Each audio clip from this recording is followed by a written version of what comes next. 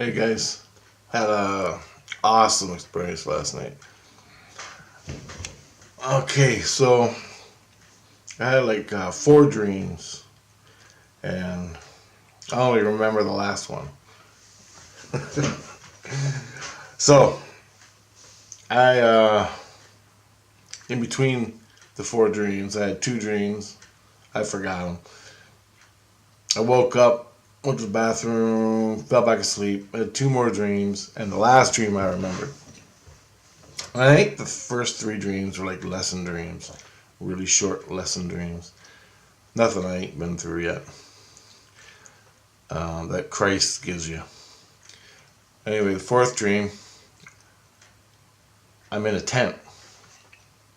I'm in a sleeping bag in a tent, out in the woods, camping with my friends, and I hear people. My friends were camped around me or with me in their own tents, and they're all screaming and moaning and carrying on, saying they're scared and everything. And there's one person, it was a girl, and she was in the tent next to me. She's going, "Do you hear it? Do you hear it? Do you hear it?" And it's going. There was like tapping on the wood. And I go, "Yeah, I hear it. I hear it." She goes, "What is that? What is that?" I go, "Well, I don't know. I don't know." And then I heard other people out there listening. They were awake too, and I could hear them, and I thought, I don't know what's going on, so I better take a look. So I slowly undo my sleeping bag, and I get out. I get to my tent door, and I slowly open it up, and I look out, and there's a street light over here, one street light, and I can see the light, and it's shining down, and I can see a bush and trees, and I'm looking right where the tapping was coming from, the wood tapping, and I'm looking to see what would make that noise, and all I see is like twigs sticking up, and there's a big tree. There's twigs sticking up, like a bush, and a big tree. And I can see like shoulders and a head. And I'm looking at it. And my heart's pounding. Right, like this, in the dream. And I go, I'm looking to my friend. She goes, "You see anything? You see anything?" And there's other people sleeping or awake. And I'm looking, and I can see like a head behind the twigs that were sticking up, like weeds. And I'm looking, and all of a sudden the head went behind the tree, went right behind the tree. And I fucking went, "Oh, fuck." She goes, "What you see? What you see?" And I'm like, "Oh." My heart was pounding. And all of a sudden I seen it got up. It was behind the tree, and it walked away behind the tree. And as it started walking away, other heads popped up behind the bushes, stood up, and started walking away. Like three more in around that tree. They all stood up and started walking away. And then I woke up, and Grace goes, "Sasquatch are in the illusion." Like that. And I'm like, "What the fuck? What the fuck happened? What the fuck happened?" And he goes, "I just gave you someone's experience." And that was a nice one. And he goes, I got scarier ones for you." I'm like, "What are you talking about?" He goes, "I gave you someone else's experience." And I go, "Well, what? Who?" And I go, "Give me the details." Like, well, I could hear him. I'm like, "Give me the details. Give me the details." And he goes, "Well, this happened. It was this happened in Colorado, and it was a Christian youth group that went camping with like group of Christian kids went camping, And this happened on their first night camping, and they were staying 2 nights in Colorado out in the woods camping. You know, just first go camping and stuff. This was the first night, and he said you saw through another person, you had another person's experience, and I'm like, holy shit! It was real, guys. It was real. Like, I was sweating, my heart was pounding, I was like fucking ice cold in my veins, and I felt isolated, alone. And the only thing was, I go, well, how come there's a street light if they're out there camping? And he goes, it was like a park, a provincial park or a state park, and they have the odd light. Well, they camped around the light because they had to go back to the bathroom. I guess this place had toilets and stuff, so they camped near there so they could get to it, and they had a light. But they're camping out in the woods out in the middle of Colorado in a campground. This is what happened in the night.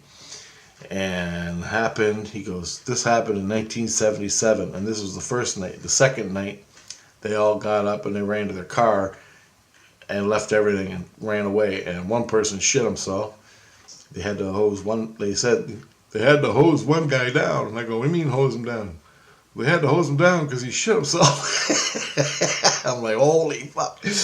And so from what I gathered there was like a group of kids, and they all went camping in Colorado in 1977 at a campground. And the first night, I got to see the guy's experience.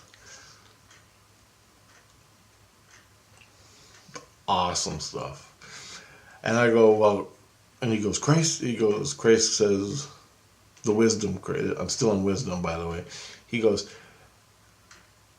Sasquatch is in the illusion. And I'm going, I know he's in the illusion. And I go, I know. And so he goes, yeah, well, I'm just showing you. And that it's recorded.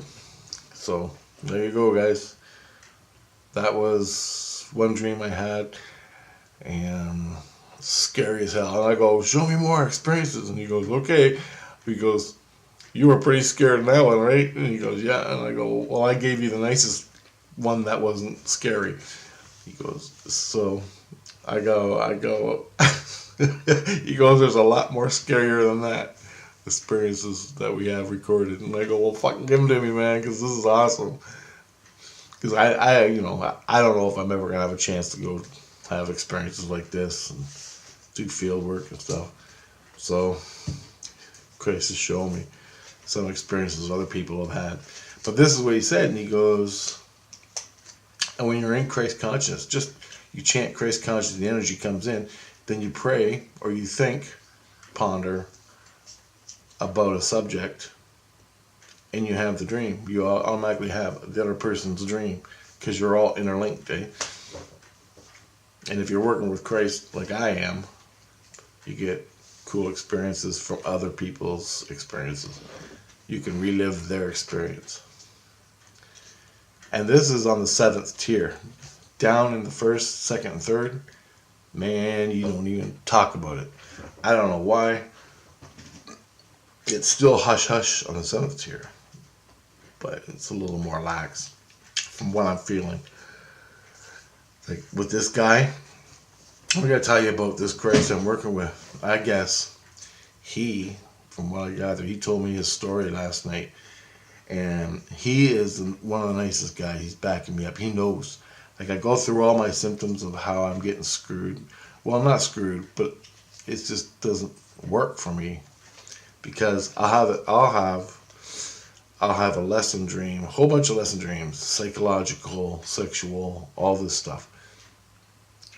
Then I go to the next Christ, and everything from that Christ and all the other Christs are not moved on to the new Christ. So he has to do them all again. And that's how it's been for 7 fucking years. Thing is, everything that happened to me is left behind for this new Christ. He's just going through the routine, just like all the other ones. And it's been like that since my big fight I had, where I had to beat the high commanders and all this stuff. That's changed now.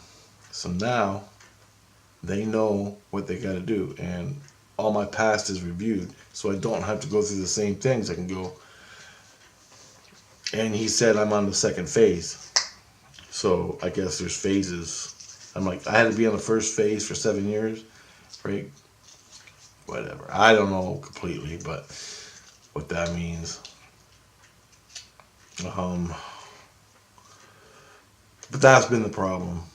I've had so many experiences, the same thing from every single Christ I go to. Because something will happen, they gotta move me to a new Christ. Either I piss off that Christ and he don't want to deal with me anymore, so he ships me off to another Christ, or he's just done his shift on me. He given me all the lessons, and he's given me all the psyops. He's fried my brain with the psyop machine and all that to put me back in my body, teach me all his lessons in that, like wisdom and all these different things on all the different levels. But no other Christ, the new Christ, don't know what happened to the last 20 Christs. That's all changed. So I'm hoping. Anyway, this Christ is really cool. He said to me, when he was in the illusion, in his body, he goes, he hated reality. He said he's walking down the street one day. I don't know where. I never asked. He said he got beat up by a gang in the night on the street and put him in the hospital. He had like a coma, brain concussion. He said he died. He said he died and they brought him back to life after this fight. These bad guys beat him up. Just, I don't know why. He never asked. I never asked. And he said he almost died. And he was laid in the hospital recovering. And then he went home and spent the rest of his... He lived for... I guess he still wasn't healed. But the time that he did live, he lived for, I don't know, I forgot how long.